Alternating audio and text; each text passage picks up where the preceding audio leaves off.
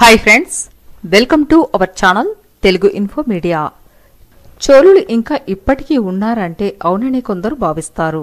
మొదటి రాజరాజ చోళ అపారమైన విజయాల వెనుక కుందవి అని ఒక స్త్రీ ఉందనే అంశం మనలో చాలామందికి తెలియదు.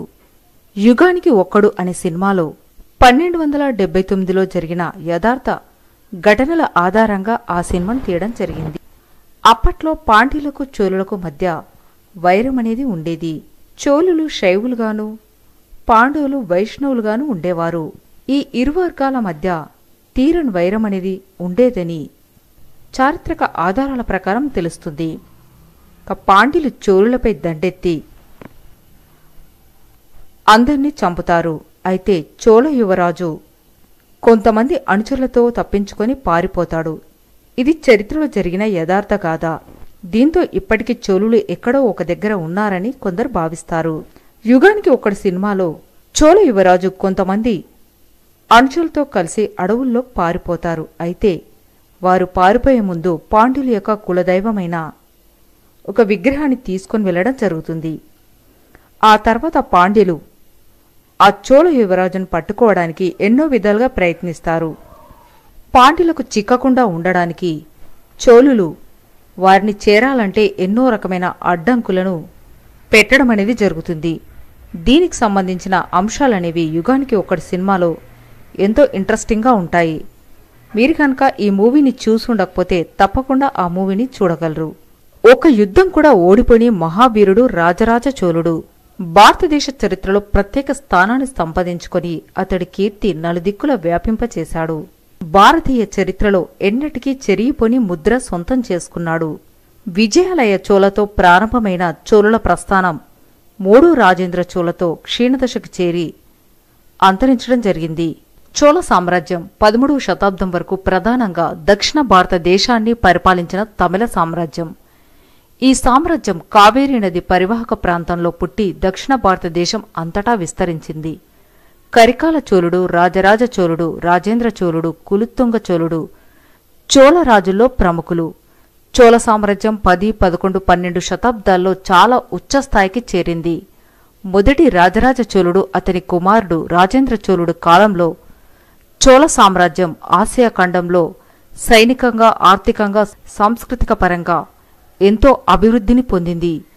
చోళ సామ్రాజ్యం దక్షిణాన మాల్దీవుల నుండి ఉత్తరాన ఇప్పటి ఆంధ్రప్రదేశ్లోని గోదావరి పరివాహక ప్రాంతం వరకు విస్తరించింది. రాజరాజ చోళ భారతదేశంలోని దక్షిణ ద్వీపకల్ప భాగాన్ని, శ్రీలంకలోని కొన్ని భాగాలను మాల్దీవులకి, మలేషియాకి, ఇండోనేషియాకి తన సామ్రాజ్యాన్ని విస్తరింపజేశాడు. రాజేంద్ర చోళ ఉత్తర భారతదేశం మీద విజయయాత్ర చేసి పాటలీపుత్రాన్ని పరిపాలిస్తున్న మహిపాల్ని కూడా జయించాడు. ఆ తర్వాత మలయ ద్వీప సమూహం వరకు తన జైత్రయాత్రని జరిపాడు. 12వ శతాబ్దం వరకు జైత్రయాత్ర సాగించిన చోళరాజులు 13వ శతాబ్దంలో హొయసల రాజులు వారి సామ్రాజ్యాలు స్థాపించటంతో చోళుల యొక్క ఆధిపత్యం క్షీణించింది. చోళులను చోళ అని కూడా పిలుస్తారు. వారి మూలానికి సంబంధించిన సమాచారం చాలా తక్కువగా అందుబాటులో ఉంది. మధ్యయుగ చోళులు కూడా సుదీర్ఘమైన పురాతనమైన వంశానికి చెందినవారుగా పేర్కొనబడ్డారు. ప్రారంభ సంఘ సాహిత్యంలో చోళుల రాజవంశం పురాతనమైనదిగా పేర్కొన్నారు.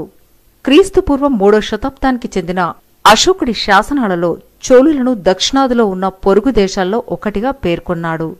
7వ శతాబ్దానికి ముందు చోళులు వ్రాతపూర్వక ఆధారాలు తక్కువ. దేవాలయాల మీద శాసనాలు సహా చారిత్రక రికార్డులు కూడా ఉన్నాయి. క్రీస్తుపురం 1వ శతాబ్దంలోనే సిలోను చోళవాసులు ఆక్రమించుకున్నారని అశోక స్తంభంలో శాసనాల్లో చోళుల గురించి ప్రస్తావన ఉంది. 11వ శతాబ్దం మధ్యకాలంలో కులుత్తుంగ చోళ రాజవంశం చివరి చోళ రాజవంశంగా పాలన సాగించింది. ప్రస్తుత తిరుచిరపల్లిలోని ఒక భాగం వారి యొక్క పురాతనమైన రాజధానిగా పేర్కొంటారు. 6వ శతాబ్దంలో పల్లవ రాజవంశం, పాండ్య రాజవంశం స్థానభ్రంశం చెందారు. 9వ శతాబ్దం 2వ త్రైమాసికంలో విజయాలయ ప్రవేశం వరకు 3 శతాబ్దాలలో చోళుల గురించి చాలా తక్కువగా సమాచారం ఉంది. తంజావూరు పరిసరాల్లో ఉన్న శాసనాల ప్రకారంగా క్రీస్తు శకం 848 నుండి 851 మధ్యలో తంజావూరును స్వాధీనం చేసుకున్న విజయాలయ చోళుల యొక్క విజయనాందికి శంఖారావం ఊదినట్టుగా చరిత్రకారులు పేర్కొంటారు. మొదటి రాజరాజ చోళుడి కాలంలో సామ్రాజ్యమనేది నలుదిశలా వ్యాప్తి చెందింది. మొదటి రాజరాజ చోళుడికి 3 పిల్లలు, 2 కూతుళ్లు, 1 కొడుకు.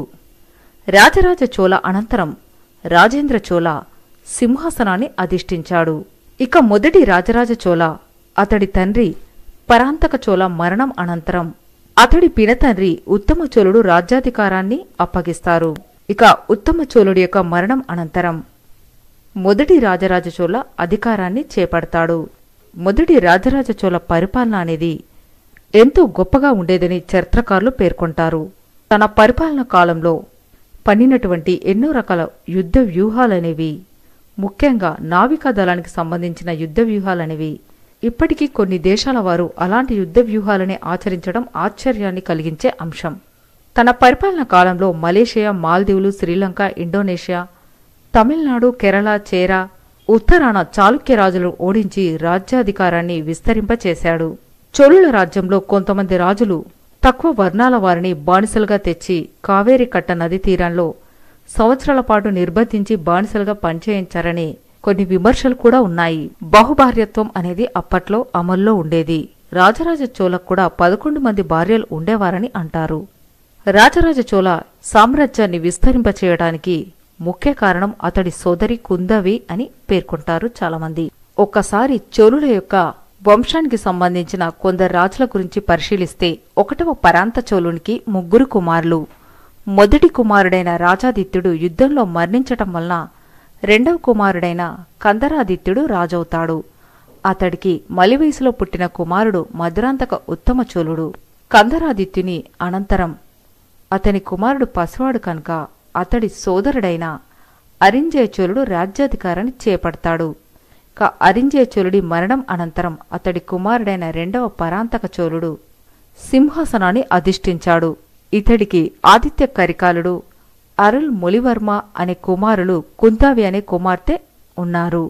పరాంతక చోళుడు వృద్ధుడు కావడంతో అతని యొక్క కుమారులు చిన్నవారవడం చేత అతని సోదరుడు రాజుగా అవ్వాలనుకుంటాడు. ఆ తర్వాత అతడి కుమారులను చంపి ఆ రాజ్యాన్ని హస్తగతం చేసుకోవాలని కుట్రలు పనడం జరుగుతుంది. మరి ఈ కుట్రలో భాగంగానే రాజరాజ చోళ యొక్క సోదరుడు ఆదిత్య కరికాలన్ శత్రువుల కుట్రల వల్ల మరణిస్తాడు. అయితే మరికొంతమంది రాజ్యాధికారం కోసం రాజరాజ చోళుడే తన సోదరిని చంపించాడనే విమర్శలు కూడా ఉన్నాయి. ఆ తర్వాత రాజరాజ చోళుడు రాజుగా ప్రకటిస్తాడు పరాంతక చోళుడు. పరాంతక చోళుడికి సుందర చోళుడన్న పేరు కూడా ఉంది. రాజరాజ చోళ యొక్క సోదరి కుందావి యువరాణి.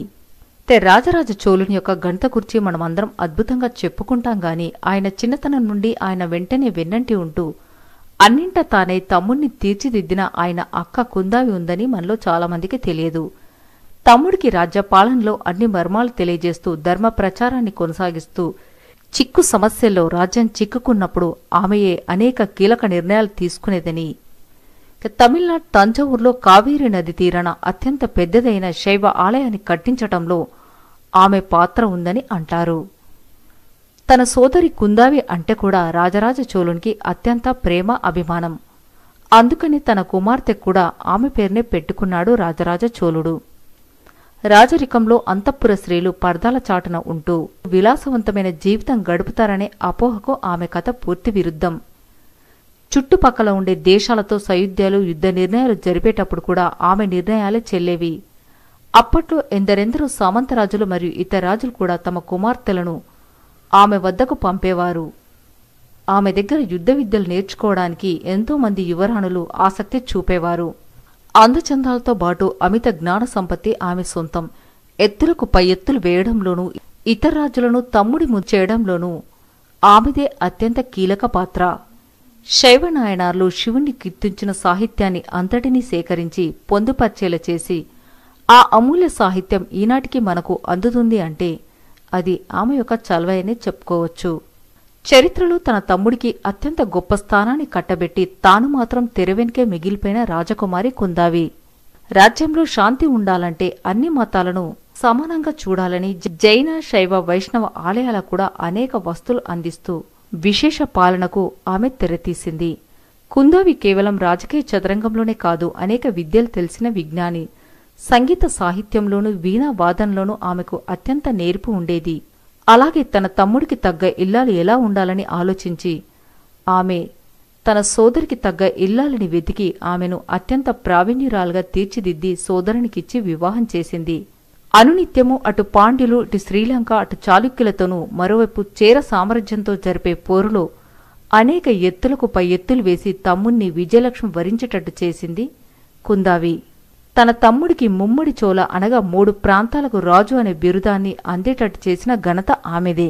అయితే ఆమె ఒక క్షత్రియేతరుని ప్రేమించిందని రాజకుటుంబం అంగీకరించకపోవడంతో పెళ్లినే వద్దనుకునే కథ కూడా ప్రచారంలో ఉంది. రాజరాజ చోళుడి కథను ఎన్ కృష్ణమూర్తి అనే రైటర్ పొన్నియిన్ సెల్వన్ పేరిట 2400 పేజీలతో 6 పుస్తకాలుగా రాశాడు. అది చాలా ఫేమస్. అది ఎన్నిసార్లు ముద్రణకు నోచుకుందో లెక్కేలేదు. ఇప్పటికీ బుక్ ఎగ్జిబిషన్స్లో ఫుల్ సేల్స్ అంటే దానికున్న క్రేజ్ గురించి మనం చెప్పుకోవచ్చు.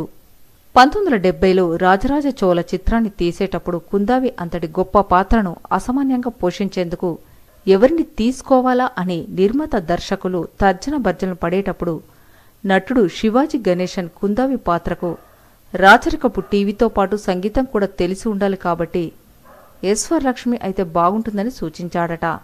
ఇక రజనీకాంత్ కూతురు సౌందర్య కూడా సినిమాగా కాకుండా ఒక టీవీ సిరీస్లా తీయాలని అనుకుంది.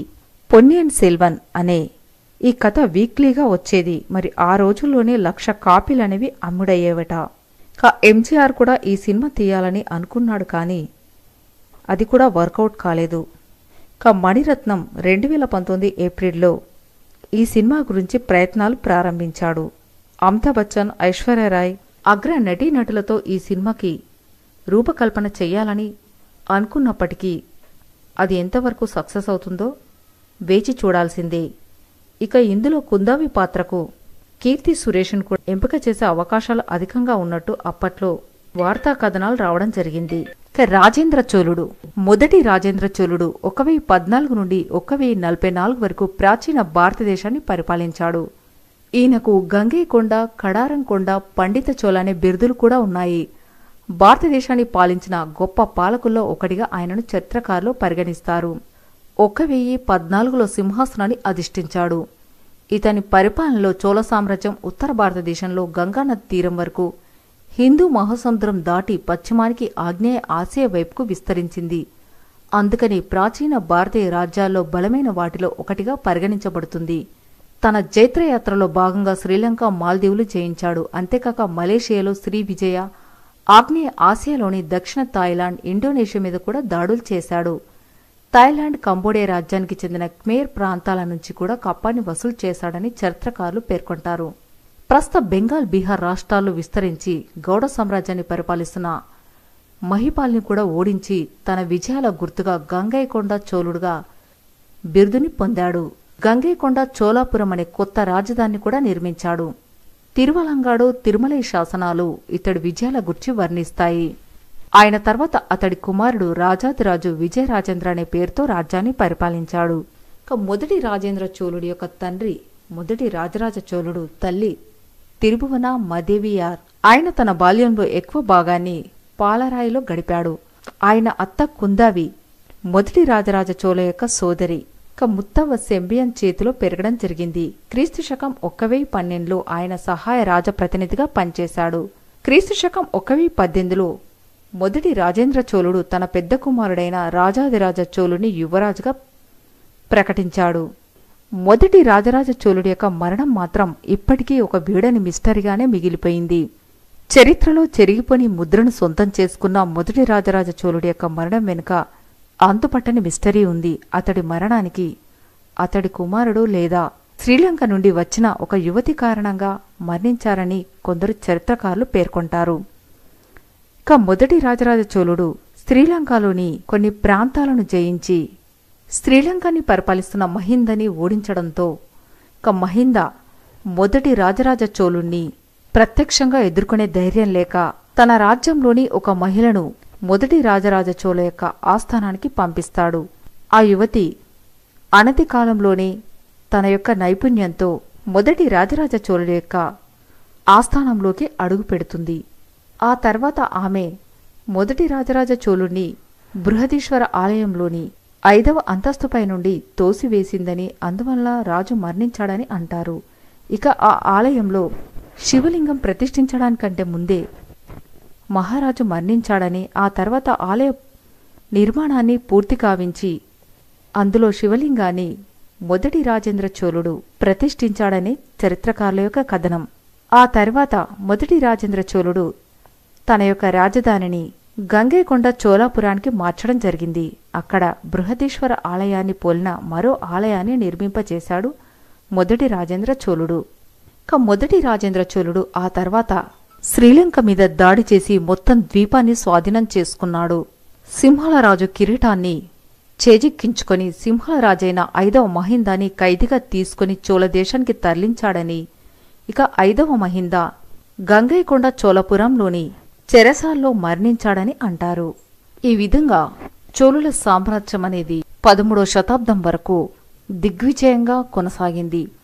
కొన్ని చారిత్రక ఆధారాల ప్రకారం 3వ రాజేంద్ర చోళుడితో చోళుల సామ్రాజ్యం. సో ఫ్రెండ్స్, తెలుసుకున్నారు కదా చోళుల సామ్రాజ్యం గురించి, మొదటి రాజరాజ చోళుడి గురించి, మొదటి రాజేంద్ర చోళుడు మరియు యువరాణి కుందావి గురించి. మరి ఇలాంటి ఎన్నో ఆసక్తికరమైన అంశాలు తెలుసుకోవాలంటే please subscribe our channel Telugu info media.